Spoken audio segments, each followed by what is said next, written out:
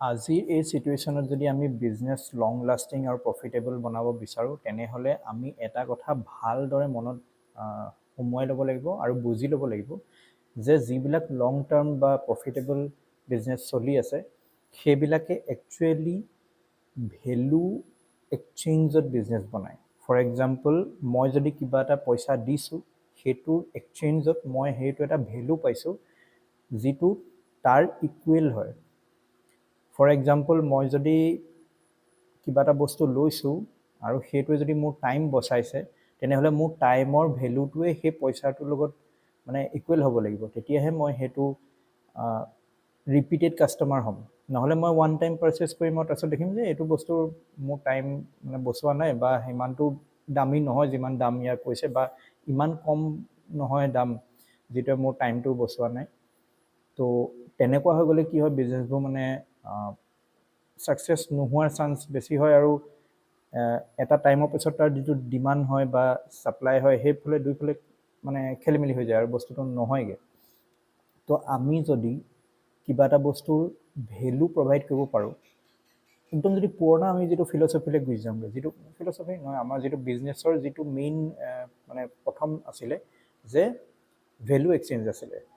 তোমাৰ ওচৰত কিবা এটা বস্তু আছে, মোৰ ওচৰত কিবা এটা ভেলুৱেবল বস্তু আছে, আমাৰ দুইটাকে দুইটা বস্তু দৰকাৰী, তো আমি দুইটা এক্সচেঞ্জ কৰি দিলোঁ। কিন্তু সেইটো কোৱান্টিফাই কৰিবলৈ দিগদাৰ হয় কাৰণে পইচা যিটো কাৰেঞ্চি জন্ম হ'ল। এতিয়া কথাটো হৈ গ'ল যে সেইটোৱে বিজনেছ মডেল আমি যদি এতিয়া লগাওঁ তেনেহ'লে আমাৰ বিজনেছটো ছাকচেছ হোৱাৰ চান্স বেছি আৰু ৰিপিটেড কাষ্টমাৰ বেছি আহিব। সেইটোৰ কাৰণে আমি একদম ইজিয়েষ্ট ৱে এটা মানে ফাইণ্ড কৰিব পাৰোঁ কেনেকৈ আমি গম পাম যে আমাৰ বস্তুটো ভেলুৱেবল হয় নহয়। আমি চাব লাগে যে আমি যিটো বস্তু প্ৰডাক্ট বা ছাৰ্ভিচক আমি যিটো দিছোঁ, ছাৰ্ভিচ প্ৰভাইড কৰিছোঁ বা ভেলু আমি প্ৰডাক্ট মেনুফেকচাৰিং কৰিছোঁ, সেই বস্তুটোৱে কি প্ৰব্লেম ছল্ভ কৰিছে একচুৱেলি।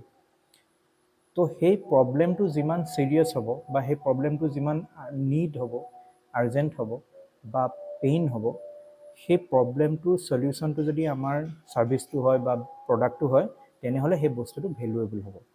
তেতিয়াহে সেই মানুহটোৱে ৰিপিটেডলি পাৰচেছ কৰিব আমাৰ প্ৰডাক্টটো বা ছাৰ্ভিচটো ল'বহি।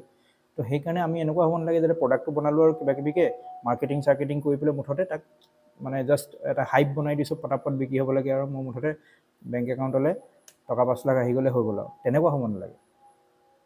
এটা লং টাৰ্মৰ কাৰণে যাতে আমাৰ বিজনেছ চলি থাকে 10 বছৰ 20 বছৰৰ কাৰণে, আৰু যাতে ৰিপিটেড কাষ্টমাৰ আহে, সেইকাৰণে আমি যিটো USP হয় সেইটো ভালকৈ মন কৰিব লাগে। কি প্ৰব্লেম আমি একজেক্টলি ছল্ভ কৰিছোঁ সেই বস্তুটো স্পেচিফিক হ'ব লাগে।